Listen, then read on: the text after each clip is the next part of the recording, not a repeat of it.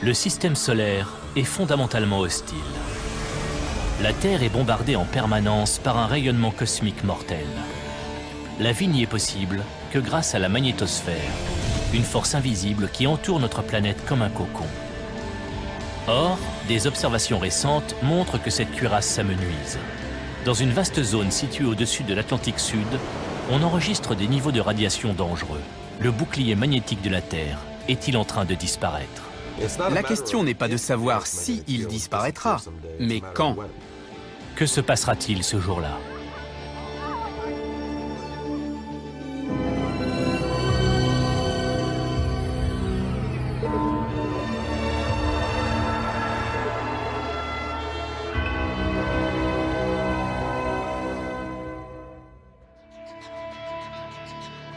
Comme un gigantesque parapluie, la magnétosphère terrestre nous protège du flux constant de radiation cosmique qui balaie le système solaire.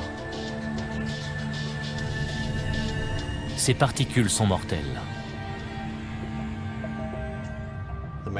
Le champ géomagnétique forme une énorme bulle autour de la planète, la magnétosphère, qui nous protège des actions les plus violentes du Soleil.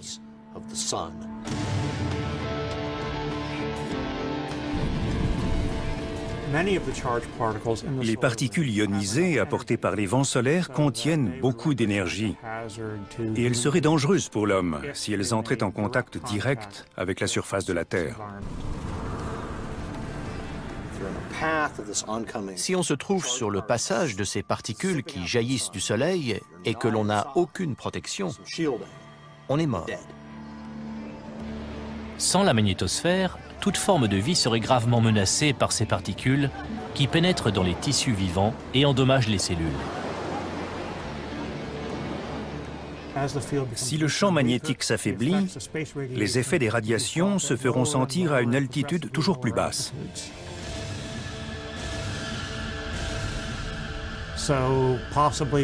Une conséquence possible d'une plus forte exposition aux radiations pourrait être une augmentation des cas de cancer. Les radiations s'attaquent directement au matériel génétique de toute cellule vivante, l'ADN.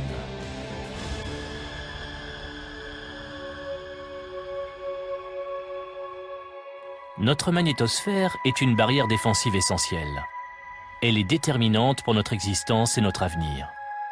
C'est pourquoi nous devons absolument comprendre pourquoi elle se modifie. Aujourd'hui, les scientifiques observent le ciel à des millions de kilomètres de la Terre. Mais ils sont toujours incapables de voir le champ géomagnétique.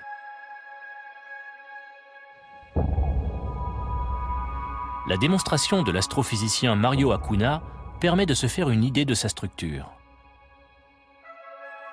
Je vais me servir d'une barre aimantée pour montrer à quoi ressemble le champ magnétique terrestre. Je la place sous une feuille de carton que je saupoudre de limaille de fer.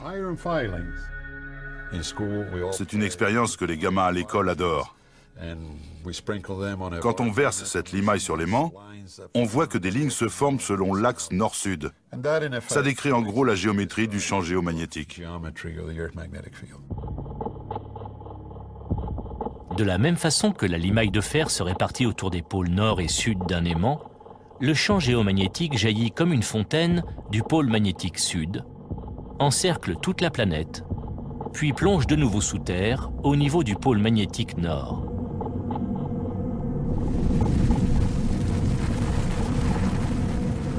D'après les estimations, ce champ est généré à plus de 3000 km sous nos pieds, dans les entrailles de la Terre. De là, il projette un immense cocon magnétique qui enveloppe toute la planète.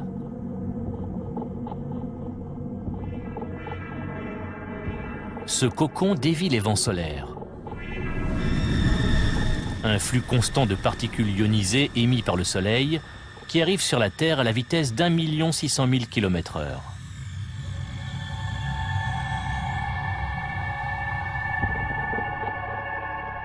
Le professeur Dan Lesrop connaît bien la force de ce vent. Lorsqu'il arrive sur nous, le vent solaire provoque une onde de choc en forme d'arc sur la magnétosphère. qui le fait dévier de chaque côté, ce qui lui donne la forme d'une espèce de gros tétard. Le plus gros des radiations s'écoule loin de la Terre, mais une petite partie s'infiltre au niveau des pôles.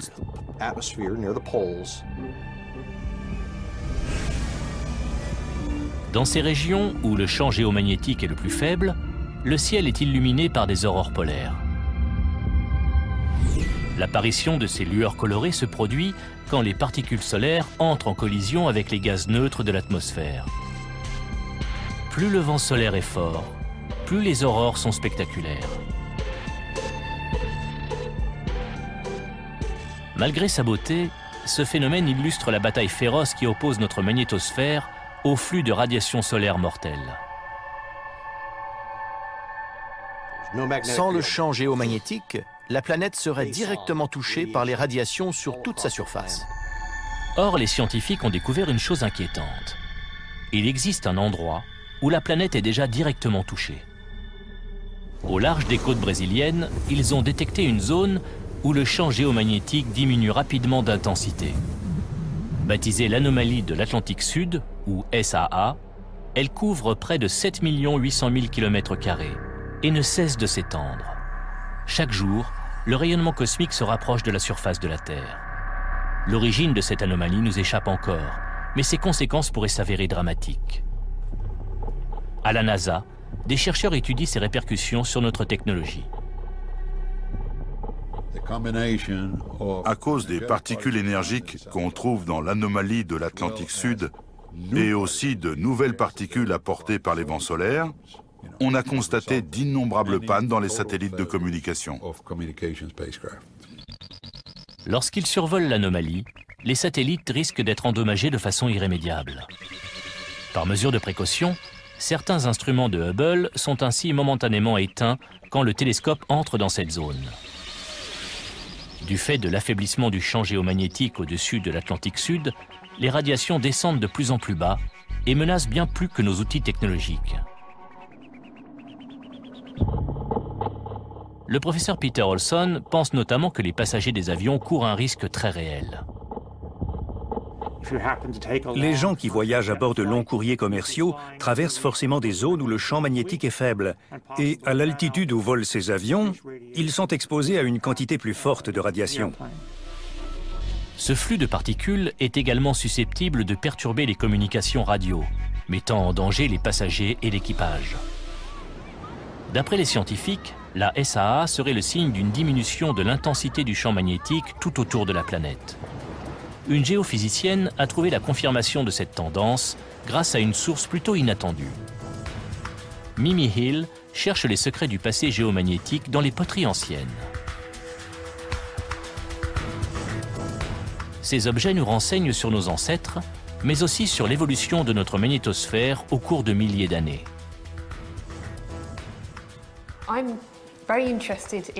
Je m'intéresse aux poteries antiques parce qu'elles ont enregistré la situation du champ géomagnétique à l'époque où elles ont été cuites.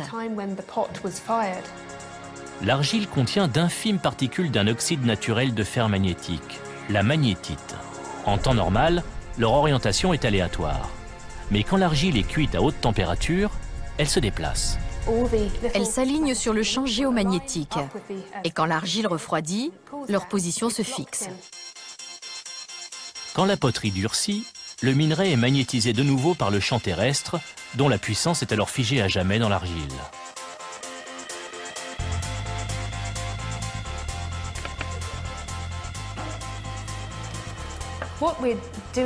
Je vais prélever un échantillon d'une poterie ancienne et le placer dans un four qui va mesurer l'intensité de l'archéomagnétisme. Mimi Hill mesure la magnétite contenue dans l'objet.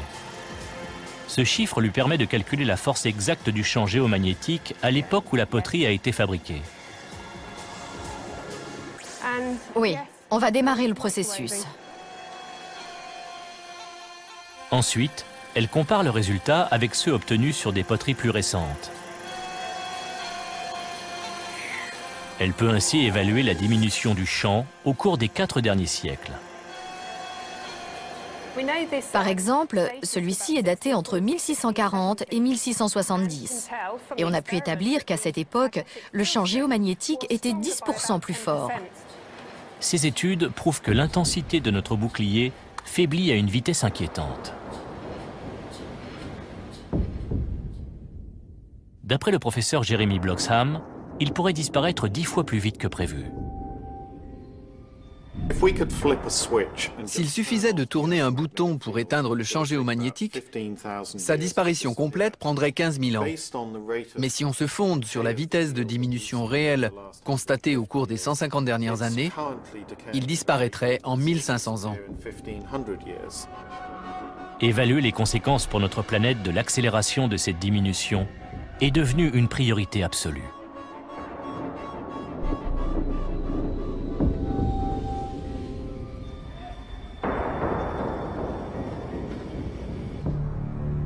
Que se passera-t-il si le champ géomagnétique cesse de fonctionner?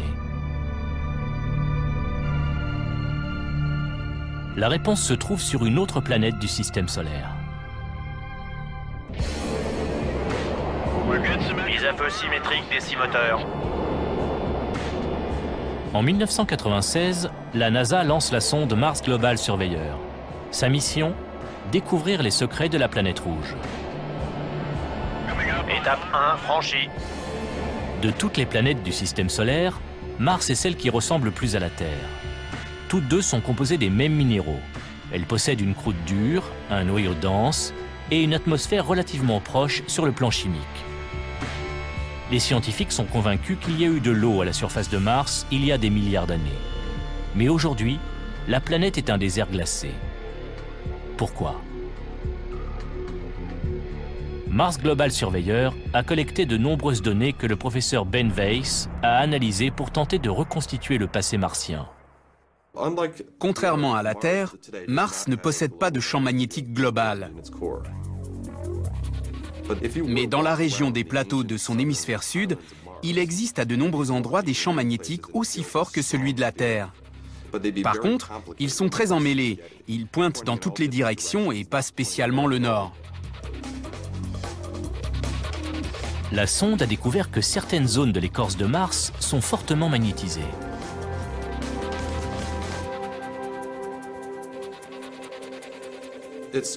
L'écorce martienne possède un magnétisme puissant, ce qui signifie qu'il y a forcément eu autrefois un champ magnétique sur Mars.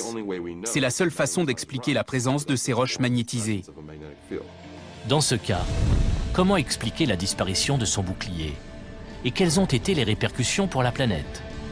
Pour le savoir, les scientifiques avaient besoin d'analyser la roche martienne. Mars Global Surveyor n'a pas rapporté d'échantillons, mais Ben Weiss a pu se procurer des météorites martiennes. Ces roches martiennes sont tombées sur Terre de manière naturelle. Ce sont des météorites éjectées de Mars après une collision avec un astéroïde ou une comète. Ça, c'est la valise d'isolation magnétique dans laquelle la NASA nous envoie les échantillons. Voyons voir.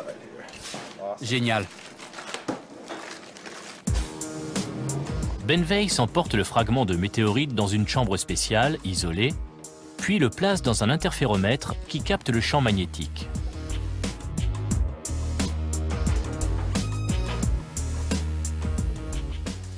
Comme le champ magnétique de la roche est extrêmement faible, on est donc obligé de le mesurer dans un champ magnétique très faible lui aussi. Cet appareil ultrasensible mesure la force exacte du magnétisme d'une roche. L'analyse de différents échantillons permet aux chercheurs de dresser une carte du champ magnétique de Mars au tout début de sa formation. Une de ces roches est vieille de 4,5 milliards d'années. Et l'étude de son intensité magnétique fossile a montré qu'autrefois, le champ de Mars avait sensiblement la même puissance que celui de la Terre actuellement. Les travaux de Ben Weiss ont révélé qu'au cours des 50 premiers millions d'années, Mars possédait un champ magnétique puissant. La diversité des champs magnétiques relevés sur les différents échantillons est étonnante. Sur celui-ci, qui date de 4,5 milliards d'années, on constate d'infimes anomalies magnétiques isolées, entrecoupées de roches non magnétisées. Si on ignore ce qui a provoqué la disparition du champ magnétique martien, les conséquences sur cette planète sont en revanche bien connues. En perdant son champ magnétique, Mars a perdu toute protection contre les vents solaires et le rayonnement cosmique, ce qui a eu des répercussions sur l'évolution de son atmosphère. La magnétosphère n'a pas pu empêcher le vent solaire de disperser son atmosphère fragile. Les océans se sont vaporisés et les températures ont grimpé en flèche, anéantissant toute forme de vie primitive. L'effondrement de son bouclier a eu des retombées catastrophiques. Mars est devenue la planète rouge que nous connaissons aujourd'hui. Si le champ géomagnétique continue de disparaître, la Terre connaîtra-t-elle le même sort?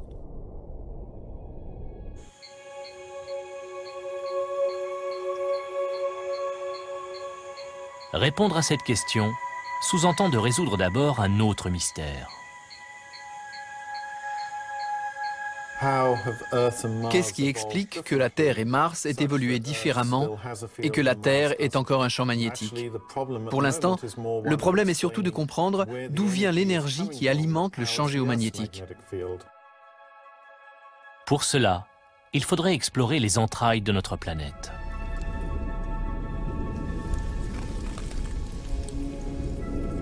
C'est là que les choses se compliquent. Pour tout dire, on ne sait pas grand-chose de ce qui se passe à 3200 km sous nos pieds, parce qu'il est impossible d'y envoyer une sonde.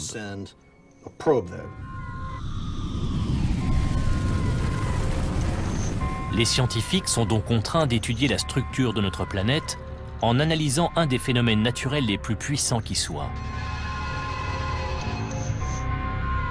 Les tremblements de terre. Les sismologues attendent qu'un séisme se produise, disons au Japon, puis grâce à une batterie de capteurs installés de l'autre côté de la Terre, ils analysent les ondes sonores qui la traversent. Ainsi, ils parviennent à dresser une carte de l'intérieur de la Terre. Les chercheurs mesurent les ondes sismiques causées par les séismes. Ces ondes ne se propagent pas à travers la Terre de façon rectiligne. Elles changent de direction et aussi de vitesse au gré des couches minérales qu'elles traversent. Leur étude nous a appris que la Terre est constituée de couches distinctes, comme un oignon.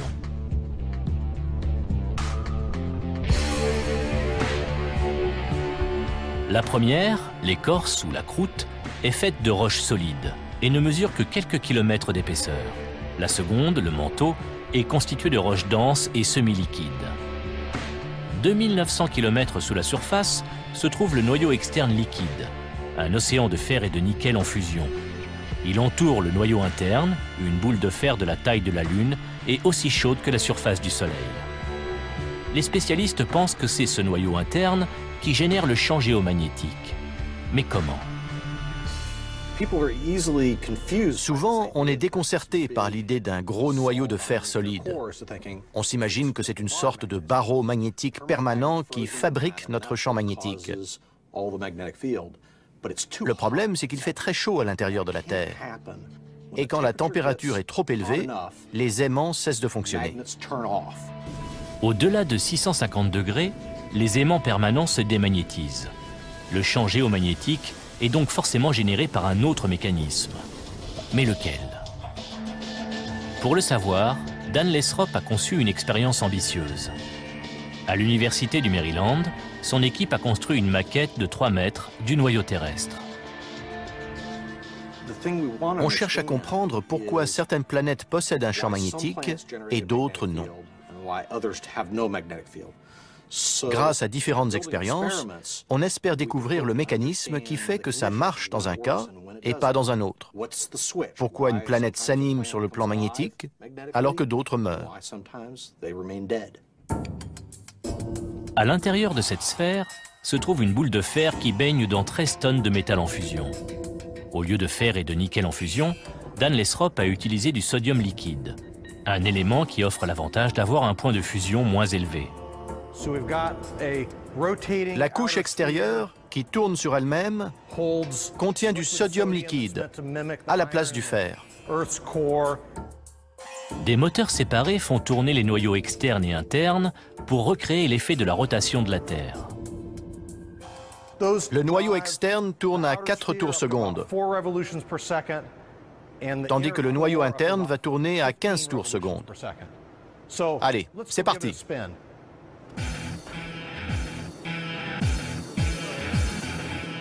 Si elle est concluante, cette expérience nous aidera à mieux comprendre ce qui génère le champ géomagnétique.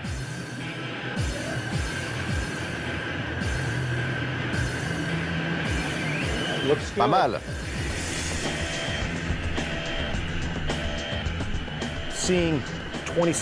26 tonnes de métal solide et liquide qui tournent avec un bruit pareil.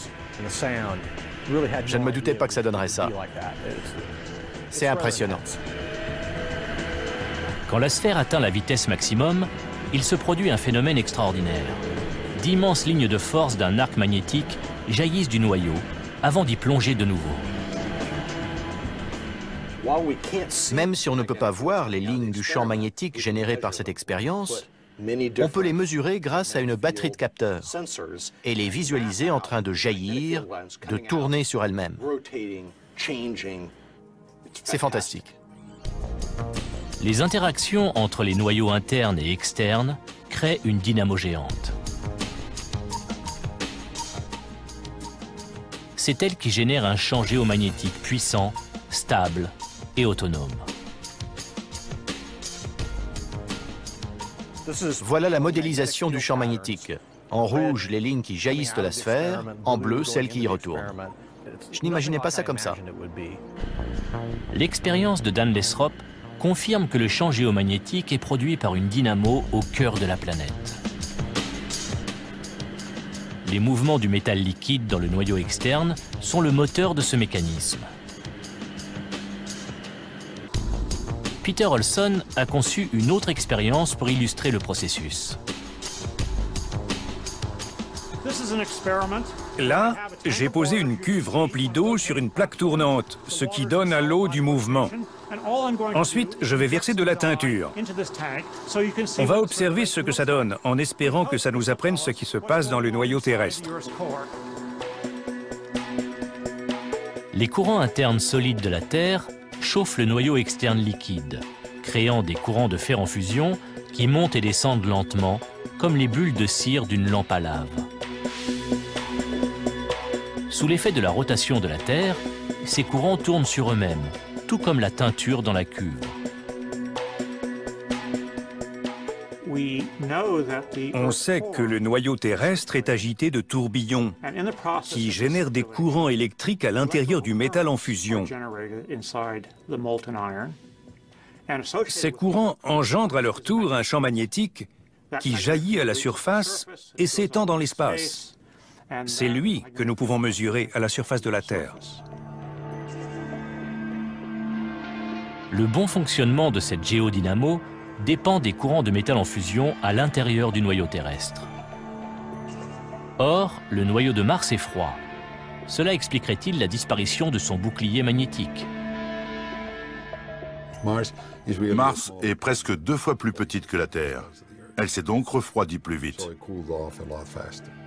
Sans cette chaleur vitale, la dynamo s'est arrêtée, signant l'arrêt de mort de la planète rouge. Est-ce que ça risque de se produire ici? Oui, le noyau terrestre se refroidit. La Terre va-t-elle connaître le même sort que Mars? Le processus de refroidissement va continuer et le noyau interne solide va grossir de plus en plus. Peut-être que la Terre finira par se solidifier complètement, mais il est possible qu'avant ça, le champ géomagnétique s'arrête de fonctionner. L'anomalie de l'Atlantique Sud est-elle un signe avant-coureur du refroidissement de notre noyau? Dan Lesrop ne le pense pas. Pour la plupart des gens, le champ magnétique est orienté nord-sud. L'aiguille de la boussole indique le nord. Mais si on regarde bien les cartes, on s'aperçoit que le nord magnétique et le nord géographique ne correspondent pas. En réalité, le nord magnétique se trouve au Canada. Le nord magnétique n'est pas fixe. Quand les explorateurs le cherchent, ils ne le trouvent pas toujours au même endroit. Larry Newitt travaille au Bureau de recherche géologique et minière du Canada. Il suit le déplacement du pôle Nord magnétique à travers les étendues glacées de l'archipel arctique canadien. Pour déterminer sa localisation, on ne peut pas s'appuyer sur un seul relevé. J'essaye donc d'en faire le plus possible dans la zone autour de sa position estimée. Une fois que c'est fait, je calcule la position exacte par triangulation. 2,09, 30,5. Cette vadrouille du pôle est symptomatique des fluctuations de la géodynamo. Au cours des dernières décennies, les scientifiques ont remarqué qu'il se déplaçait plus vite.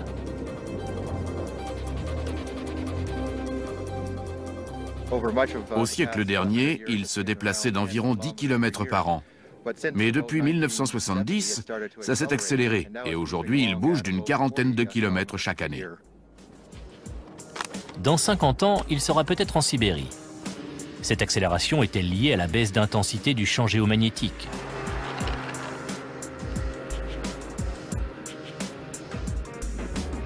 C'est la question que se pose Jeremy Bloxham.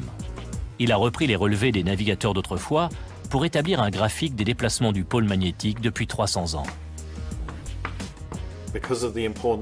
L'importance du champ magnétique pour la navigation était telle que les marins sur les vaisseaux commerciaux et les explorateurs du XVIIe et du XVIIIe siècle le mesuraient de façon régulière et très précise. Le chercheur a rentré ces données historiques dans un modèle informatique afin de dresser un tableau du passé géomagnétique. Cette animation retrace l'évolution du champ depuis un peu plus de 300 ans, depuis 1690. Les zones en rouge et en orange montrent la force du champ magnétique qui jaillit du noyau. Et c'est en bleu la force du champ quand il rentre dans le noyau. Au cours des 150 dernières années, les chercheurs ont constaté que le champ géomagnétique avait perdu 10% de sa puissance et faiblissait 10 fois plus vite que si la géodynamo s'était arrêtée brutalement. Mais d'autres zones du champ se comportent différemment. Si on regarde ce qui s'est passé au XXe siècle, on voit l'émergence de cette tache bleue, juste en dessous de l'Afrique du Sud. Ensuite, elle dérive vers l'ouest et fusionne avec cette autre tache, formant une vaste région dans la zone de transition manteau-noyau où le champ part dans la direction opposée à celle qu'il devrait suivre. La modélisation de Jeremy Bloxham montre qu'au niveau de l'anomalie de l'Atlantique Sud, le champ magnétique n'est pas seulement plus faible qu'ailleurs. Il s'est inversé. Il y a une zone du noyau sous l'Atlantique Sud où le champ n'est pas orienté comme il devrait. Il s'est inversé et le phénomène se propage. Dans cette zone d'inversion, le rayonnement cosmique, au lieu d'être dévié loin de la Terre, parvient à traverser la magnétosphère.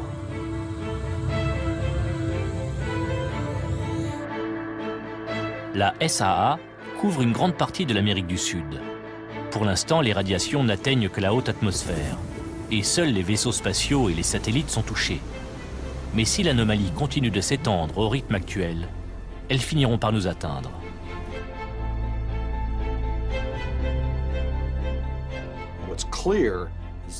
Il est clair qu'il se trame quelque chose sous l'Atlantique Sud. Ce n'est que le début. Si la situation s'aggrave, le bouclier qui nous protège des radiations solaires diminuera. Et le Soleil deviendra bientôt notre pire ennemi.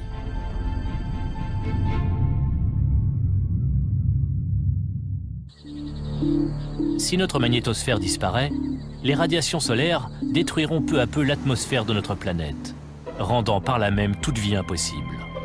L'enjeu est de taille. Et pour préparer l'avenir, nous devons nous tourner vers le passé. Mise à feu, moins 15 secondes. Guidage interne, 12, 11, 10, 9. Mise à feu. 20 juillet 1969. Pour la première fois, un homme marche sur la Lune. C'est l'un des plus grands exploits de l'humanité. Eagle, c'est posé. Durant le voyage de retour, Neil Armstrong et Buzz Aldrin aperçoivent des éclairs lumineux à l'intérieur de la capsule d'Apollo 11. Bizarrement, ils les voient même les yeux fermés.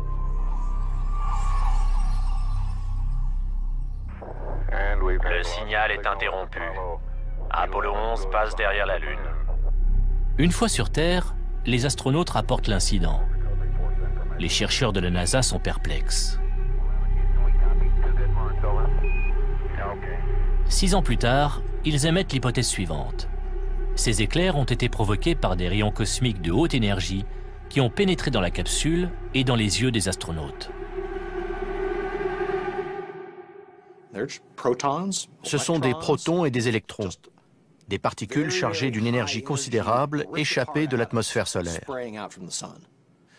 Si un astronaute se trouvait hors de la magnétosphère au moment d'une grosse tempête solaire, il serait bombardé par une énorme quantité de radiation. Les conséquences pour sa santé seraient terribles. Ces particules se retrouvent prises au piège dans une région de la magnétosphère qu'on appelle les ceintures de Van Allen et qui constituent un danger réel pour les astronautes. Astronome à la NASA, Sten Odenwald étudie leurs effets. Ce sont des sortes de bouteilles magnétiques dans lesquelles les particules sont enfermées et rebondissent entre les pôles magnétiques nord et sud. C'est un environnement extrêmement dangereux. Si un astronaute en sortie extravéhiculaire devait y rester un peu trop longtemps, il recevrait une dose mortelle de radiation. Apollo 11, contact visuel avec Airbus. 39 astronautes au moins ont souffert d'une sorte de cataracte, 4 ou 5 ans après avoir été exposés à ces radiations.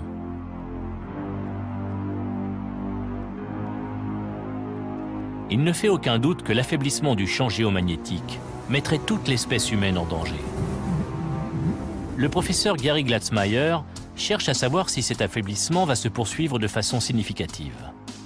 Pour cela, il a créé un modèle informatique du champ géomagnétique. On ne peut pas reproduire exactement ce qui s'est passé autrefois, ni même ce qui se passe aujourd'hui. Par contre, on a essayé de simuler quelque chose de similaire. Gary Glatzmeyer laisse tourner son modèle en permanence. Chaque année de temps réel représente 100 000 ans de temps simulé. Il a ainsi pu observer l'évolution du champ magnétique au fil des millénaires. Au bout de 36 000 ans simulés, il a constaté quelque chose d'inhabituel.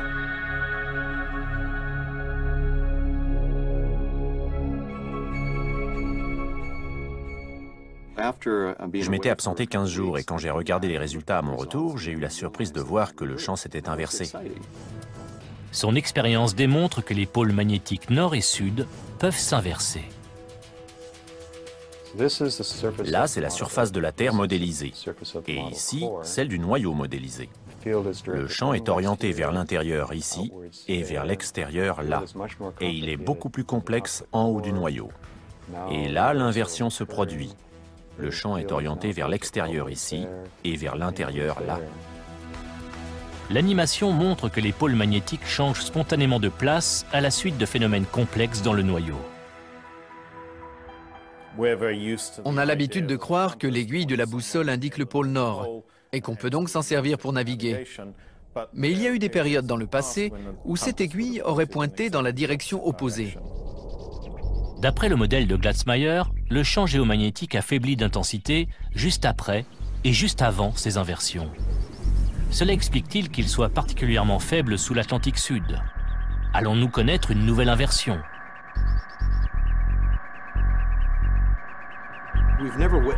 On n'a jamais vécu une inversion, et on ignore ce qui se passera.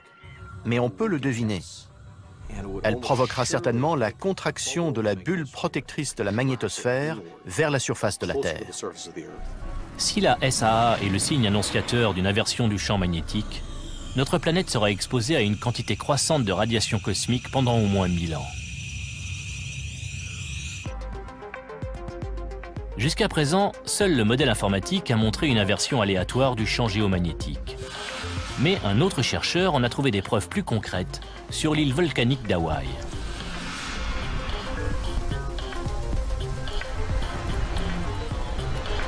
Les coulées de lave refroidie constituent de véritables archives du champ géomagnétique.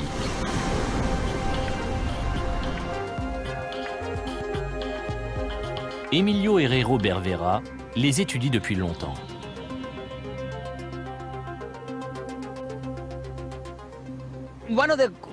On vient ici entre autres parce qu'on cherche des coulées de lave relativement minces. Ici, on voit bien les limites des différentes coulées. En voilà une autre et une autre. Elles s'étalent d'une manière fantastique. Il doit y en avoir 300 ou 400.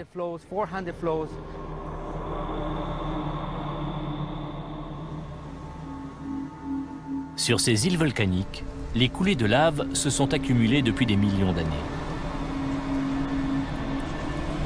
Quand elles atteignent l'océan, elles se refroidissent très vite et créent des instantanés du champ géomagnétique.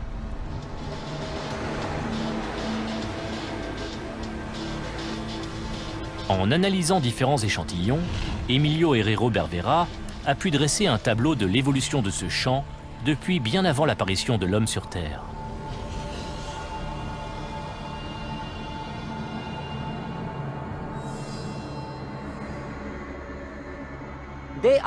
Ce sont des enregistrements fossiles du champ géomagnétique sur des milliers d'années. Exactement ce dont nous avons besoin pour comprendre la façon dont il fonctionne. Les strates inférieures correspondent aux périodes les plus anciennes. Le chercheur commence par prélever une carotte de lave.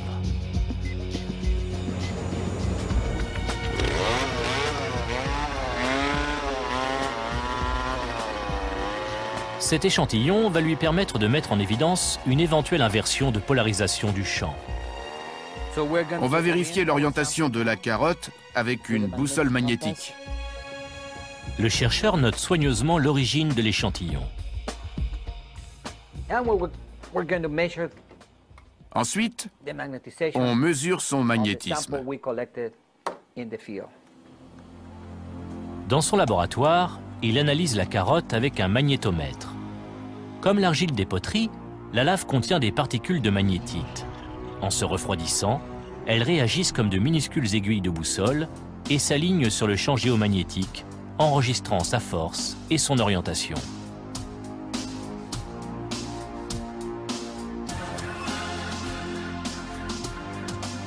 Dans ce fragment, elles sont alignées sur le nord magnétique actuel.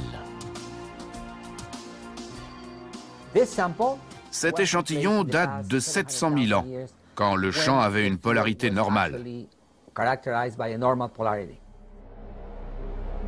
Dans d'autres échantillons, les spécialistes se sont aperçus que les particules pointaient vers le sud. Elles se sont figées à une époque où la polarité du champ magnétique était inversée par rapport à aujourd'hui. L'inversion a été enregistrée dans les coulées de lave. J'ai pu relever une succession de points qui correspondent au passage du champ géomagnétique d'une polarité à l'autre. En analysant des centaines d'échantillons de lave, les géophysiciens ont découvert qu'il s'était inversé plus de 18 000 fois au cours des 20 derniers millions d'années. Chaque fois, ces inversions étaient précédées et suivies d'une longue période où le champ s'était considérablement affaibli. Pendant ce processus, l'intensité du champ magnétique baisse de façon significative. C'est arrivé d'innombrables fois au cours de l'histoire de la Terre, tous les 100 ou 200 000 ans.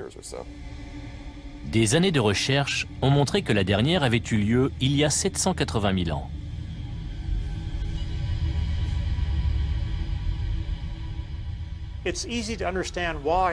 On comprend pourquoi la possibilité d'une inversion magnétique intéresse tant les chercheurs. La dernière s'est produite il y a plus de 750 000 ans et la suivante est très en retard. La question n'est pas de savoir s'il y en aura une autre, mais quand. De nombreux scientifiques pensent que la SAA marque le début d'une nouvelle inversion. L'affaiblissement du champ géomagnétique va donc s'accélérer, avec des conséquences catastrophiques pour la vie sur Terre.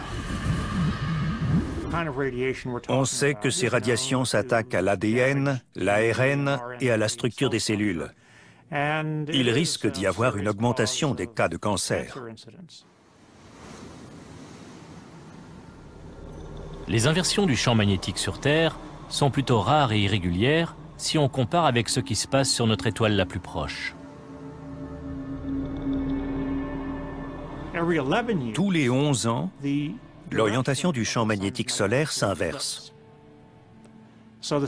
Il oscille régulièrement, alors que sur Terre, il y a de longues périodes pendant lesquelles le champ géomagnétique reste plus ou moins constant avant de s'inverser brusquement. Bien que le champ magnétique solaire ne soit pas généré de la même façon que sur Terre, les scientifiques l'ont tout de même analysé de près.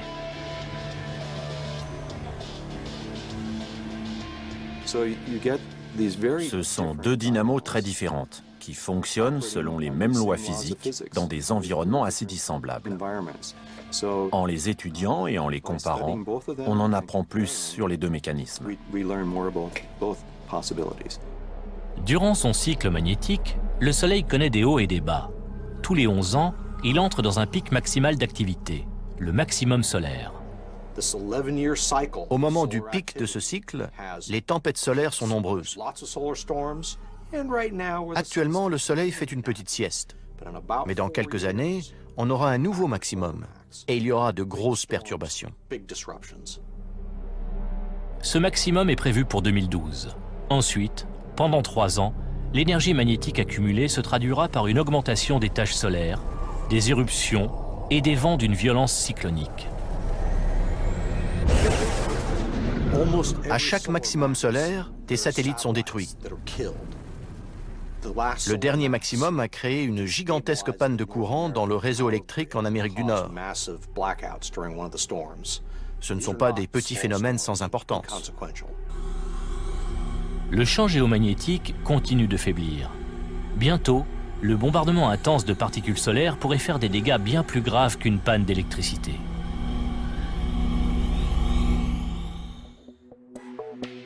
Cette inversion magnétique imminente aura des répercussions terribles pour nos sociétés et menacera également la survie de nombreuses espèces. Richard Holland a découvert que les chauves-souris s'orientaient non seulement grâce à leur sonar, mais aussi grâce au champ géomagnétique. Il s'est demandé dans quelle mesure leur sens de l'orientation serait déréglé par une inversion des pôles.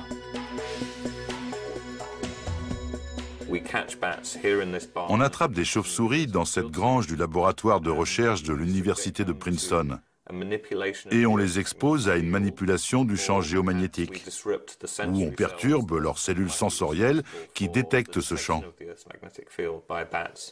Le biologiste place chaque chauve-souris à l'intérieur de cette bobine pendant quelques instants. Et voilà. L'appareil émet une brève impulsion magnétique indolore qui brouille sa boussole interne. Et voilà, c'était l'impulsion. Normalement, la polarité de la magnétite dans ces cellules est inversée. Maintenant, on va la relâcher et voir de quel côté elle part.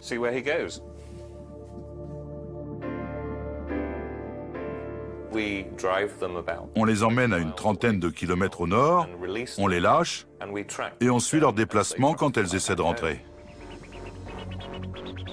Elle est partie. Le chercheur veut vérifier si l'impulsion magnétique a déréglé le sens de l'orientation de l'animal. Une chauve-souris, normalement, met à peu près 1 heure pour retourner à la grange. Comment va se débrouiller celle-ci?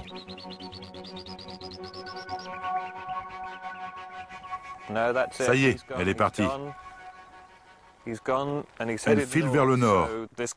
Comme on a déréglé sa boussole magnétique, elle est partie dans la mauvaise direction. Mais elle finira par corriger son parcours et rentrer à la grange. L'animal met plusieurs heures pour arriver à bon port.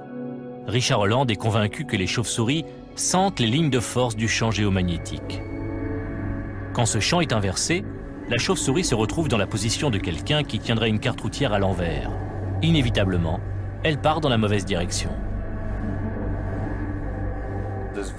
Le comportement de ces animaux prouve clairement qu'ils se servent du champ magnétique comme d'une boussole, voire d'une carte. Les inversions de la polarité magnétique ne perturbent pas uniquement les chauves-souris. Depuis quelques dizaines d'années, des baleines viennent régulièrement s'échouer sur des plages. Or, dans les années 1980, des biologistes ont noté que sur les lieux où le phénomène se produisait, on enregistrait dans les fonds marins des anomalies magnétiques soudaines. Les baleines se déplaçant en groupe, il se pourrait qu'un affaiblissement du champ magnétique empêche l'adulte dominant de lire correctement son GPS interne et qu'il entraîne ses congénères vers des hauts fonds. Il est possible que ça affecte la capacité des animaux à localiser leur position. Pour eux, le champ géomagnétique est un outil de localisation essentiel depuis l'apparition de la vie sur Terre. C'est pour ça qu'on a du mal à imaginer cette vie sans lui. L'affaiblissement du champ géomagnétique pourrait s'avérer catastrophique pour de nombreuses espèces, y compris la nôtre.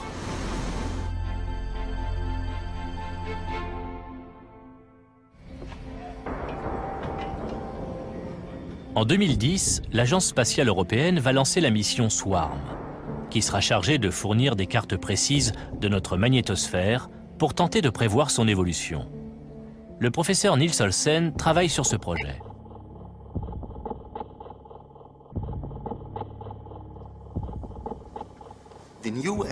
L'idée nouvelle de Swarm, c'est que nous aurons 3 satellites. Le premier assez haut, à une altitude de 530 km, et les 2 autres en tandem, à 430 km. Ces satellites identiques seront équipés de magnétomètres de nouvelle génération, capables de détecter des variations infimes de l'intensité du champ et de repérer toutes les nouvelles zones où les pôles sont en train de s'inverser. Finalement, en mesurant le magnétisme depuis des satellites évoluant à quelques centaines de kilomètres d'altitude, on pourra dire ce qui se passe au cœur de la Terre et suivre les mouvements du fer en fusion à près de 3000 km sous la surface.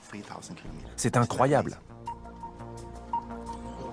Les chercheurs espèrent pouvoir prédire à quel moment se produira l'inversion des pôles et peut-être même s'y préparer.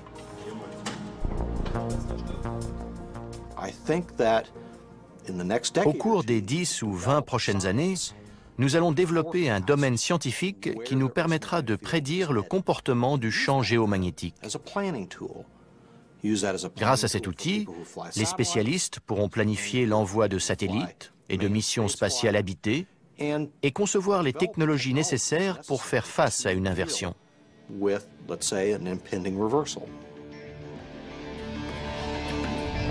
Plus le moment de cette inversion approchera, plus le champ géomagnétique faiblira et plus le rayonnement cosmique pénétrera dans l'atmosphère terrestre. La vie sur Terre aura certainement à souffrir de la baisse d'intensité du champ géomagnétique, mais elle trouvera un moyen d'y survivre. Que pouvons-nous faire pour assurer la survie de l'espèce humaine ? Il n'y a pas grand-chose qu'on puisse faire. La géodynamo est incontrôlable. Mais aujourd'hui, grâce aux satellites, on peut la surveiller de plus près et peut-être prévoir certaines choses, ce qui nous permettrait de nous adapter. La vie changera. La Terre sera davantage exposée aux radiations mortelles. C'est dans le ciel qu'apparaîtra le seul signe visible de l'affaiblissement de son bouclier. On verra probablement des aurores polaires partout dans le monde, y compris dans les régions équatoriales et dans des endroits où il n'y en a jamais.